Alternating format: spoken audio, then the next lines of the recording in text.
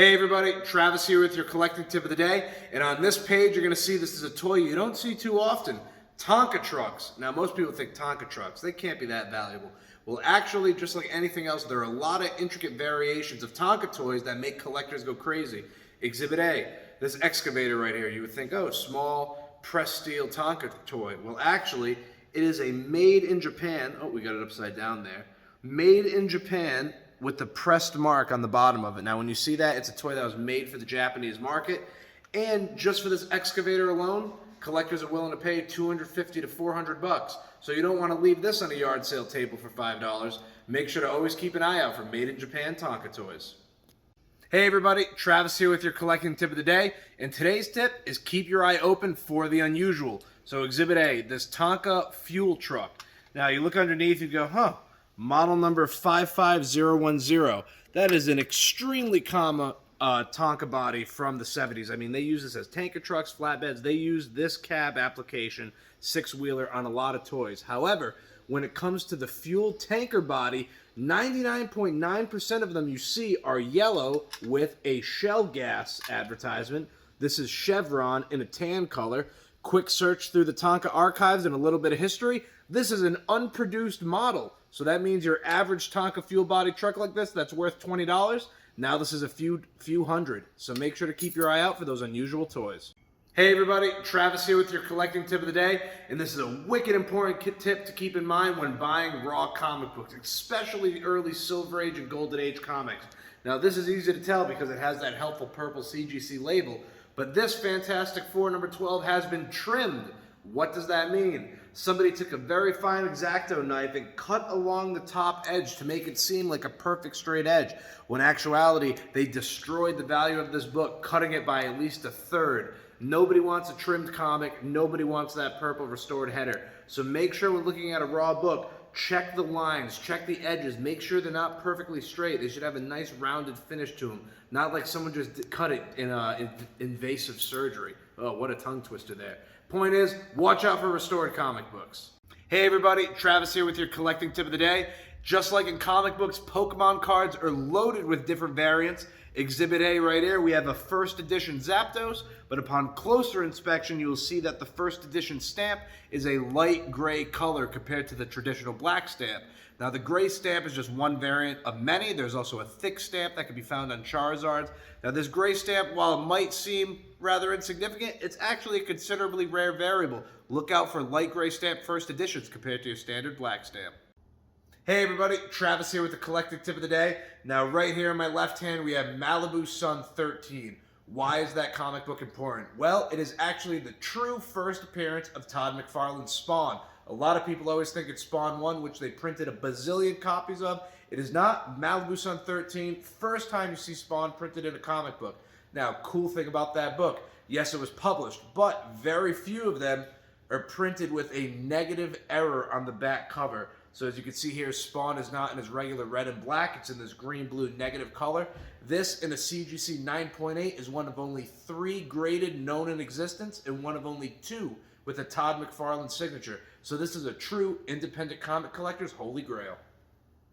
Hey everybody, Travis here with your collecting tip of the day, and this one is up for all you Pokemon TCG fans out there. When it comes to the original Pokemon cards published by Wizards of the Coast, throughout the time between 1999 and 2003, there were 53 different Black Star promo cards. Now this is a tradition Nintendo still carries out today, but when it comes to those original 53 Wizard of the Coast cards, they are highly coveted and high grade. They were made for special events, tournaments, promotional gatherings, you name it. If it was a cool thing happening, Wizards of the Coast made a Black Star promo. So always make sure to check out Pokemon cards with that little black star in the corner. They're definitely worth investigating.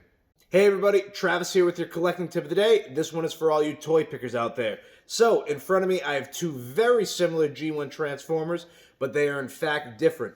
Right here on the left is your typical G1 Cliff Jumper in the yellow color. Now, just like Bumblebee, Cliff Jumper and Bumblebee were released in both yellow and red colors on individual cards and with a listen and play cassette. You could get a Cliff Jumper Bumblebee toy.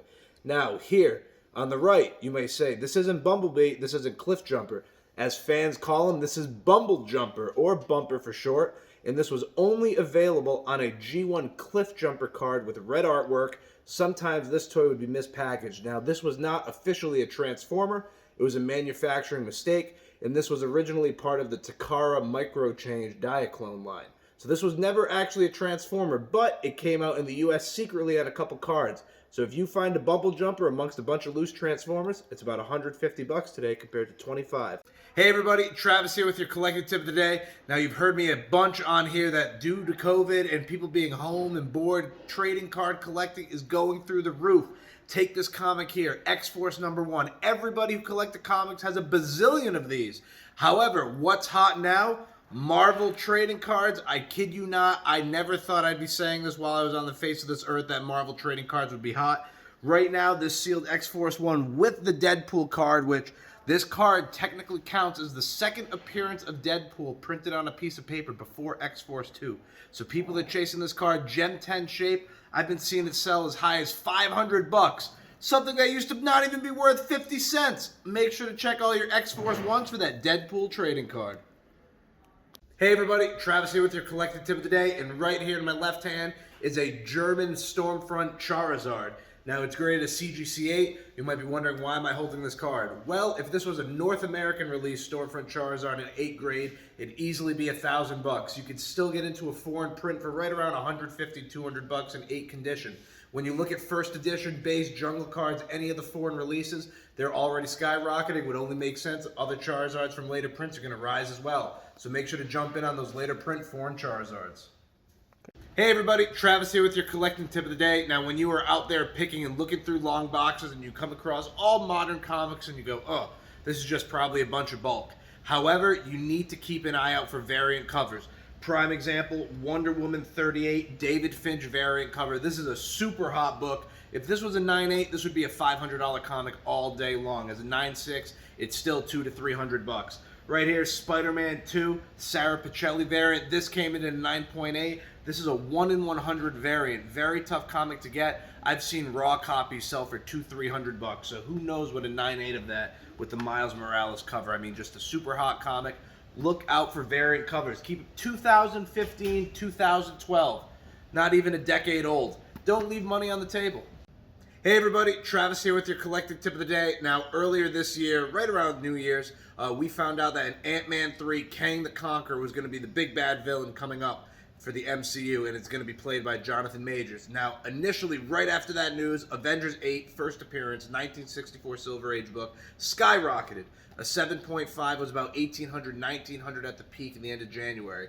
Now, because the news is a little bit old, it's cooled back down to about $1,200 to $1,400 and 7.5. However, once we get closer to the movie, once we start seeing trailers, teasers, and we see what he's going to look like in the screen, and we see that comic book cover accurate purple and green Kang, people are definitely going to want to pick up this book, and it's going to go through the roof. So now is a good time to pick up your copy of Avengers 8, first appearance of Kang the Conqueror.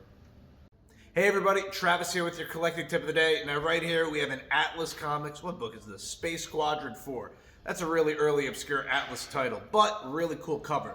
Point of this collecting tip, look at the CGC case. Looks all yellow and old and just like, ugh. You would not want to hang this on your wall. However, do not crack it. Don't risk ruining that book inside. You can send this to CGC for a reholder. It's half the cost of grading, and you get a brand new fresh case and you're guaranteed to keep the same grade. So don't go cracking books. Send it back to the grading company and they'll put you right in a new holder for it. That's BRUNEAU.